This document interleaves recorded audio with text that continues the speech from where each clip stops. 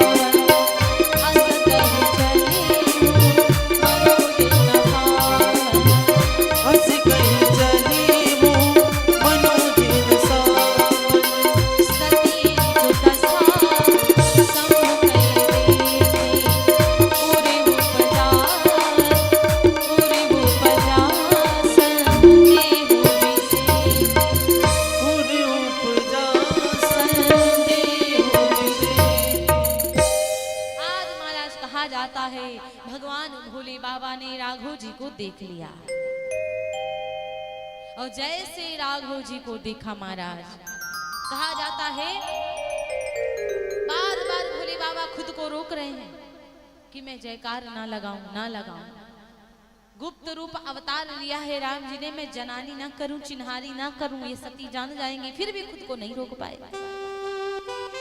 और जब खुद को नहीं रोक पाए महाराज, और जब खुद को नहीं रोक पाए बड़ी जोर से जय जयकार कर दिया, 5 मुखों से राम जी की वंदना कर लिया भोले बाबा जी ने। एक निवेदन मैं आप लोगों से करना चाहती हूँ, यदि आप लोगों को दान करना है तो आप लोग मंच पर नहीं आएंगे, आप लोग उधर से आकर के कैमरे के पीछे से आकर के आप वहां पर दक्षिणा चढ़ा सकते हैं, व्यास मंच के समक्ष दक्षिणा चढ़ा सकते हैं, ठीक है।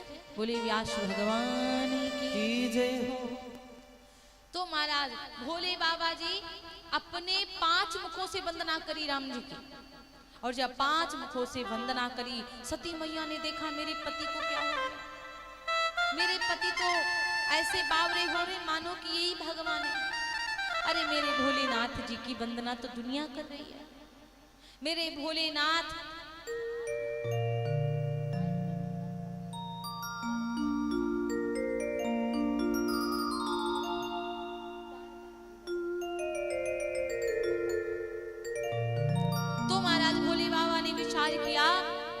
सती ने विचार किया, मेरे पति देव जी की जय जयकार दुनिया करती है, मेरे पति जी का नाम तो दुनिया ले रही है, देवों में महादेव हैं, नाथों के नाथ हैं, आज मेरे भोलेनाथ जी ने इन राजकुमारों को प्रणाम किया।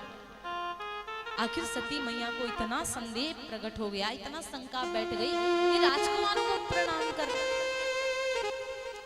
यहाँ तक के भोले बाबा ने समझाया, देवी ये राजकुमार नहीं है, जिनकी कथा मैं अभी सुनकर के आ रहा हूं ना,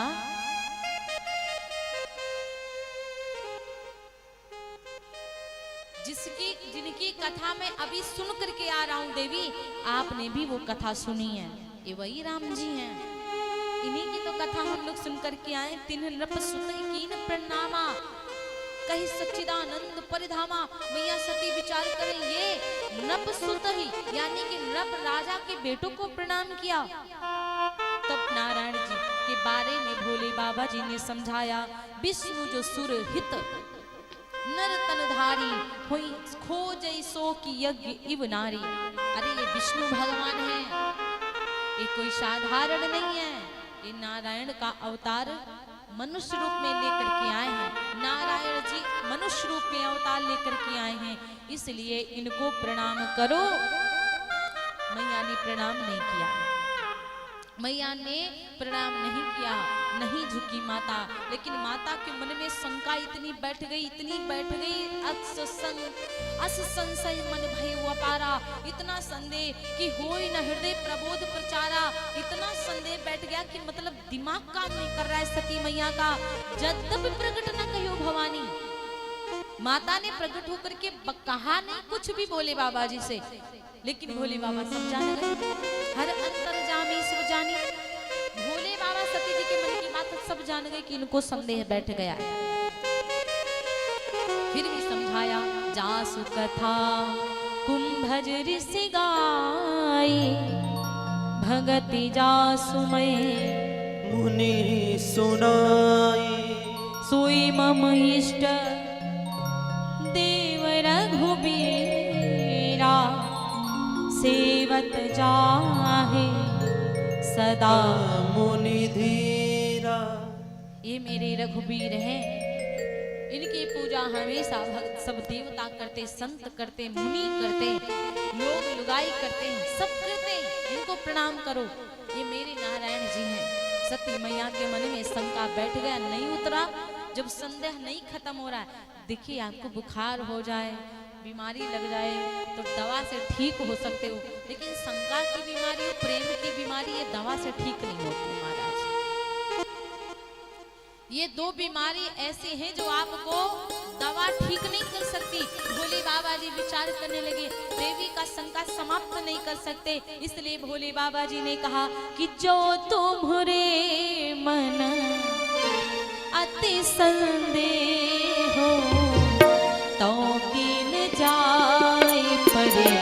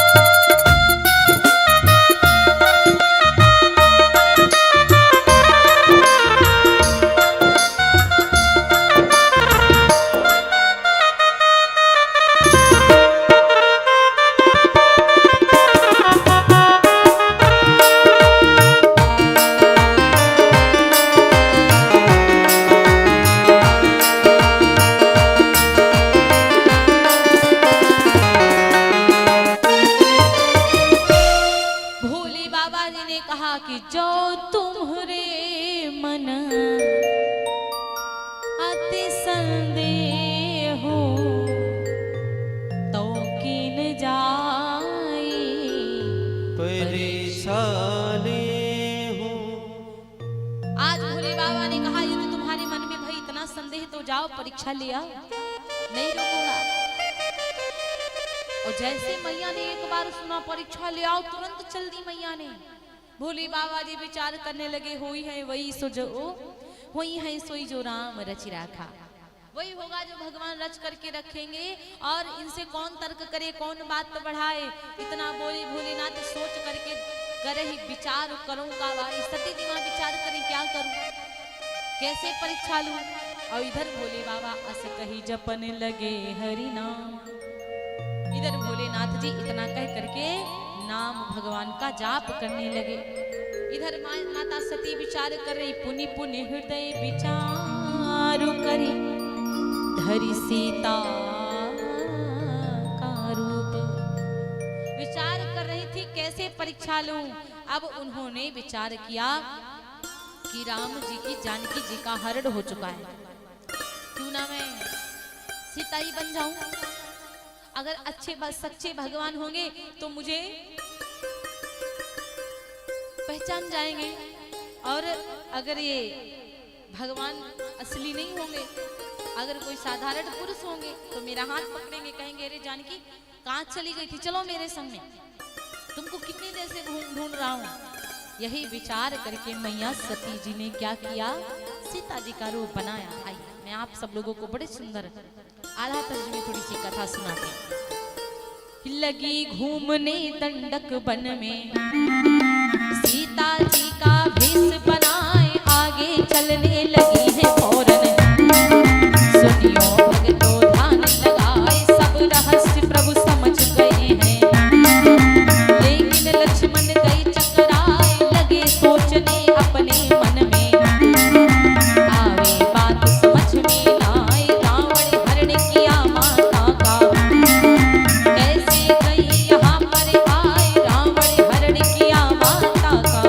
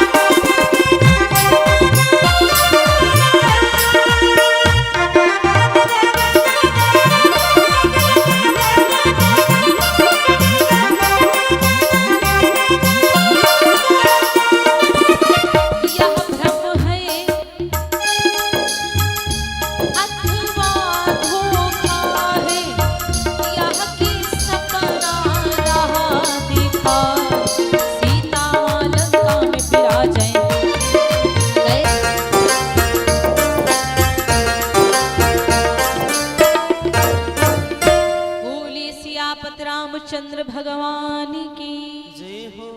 आज मैया सती ने सीता का रूप बनाया। नारायण जी लक्ष्मण जी विचार करने लगे, ये क्या मैं देख रहा हूँ, ये मैया जानकी यहाँ कैसे आ गई। क्योंकि मैया जानकी तो लंका में विराजमान होंगी, रावण हर के लेकर गया। ये भ्रम है या फिर धोखा है। कैसे मान लो कि यहाँ पर जगदम्बा माँ वापस आ गई है, मेरी सीता माँ वापस आ गई हैं। जानी प्रभु जान गए, जो घटना घटने वाली थी, धर करके भेष जानकी का जो चाल सती चल डाली थी। सीता मैया का भेष जो रख करके मैया जानकी का रूप रखकर जो सती मैया चाल चली, वो भगवान नारायण जी समझ गए। जिनका नाम मात्र लेने से अज्ञान मिट जाता है, ज्ञान की किरण उदित हो जाती है, आज उनको छलने आई है मैया सती। बड़ी सुंदर बात, तारों के तेज में चांद छुपे नहीं,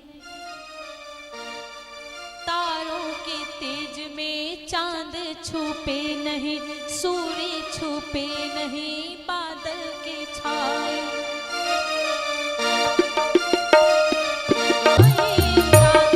छुपे नहीं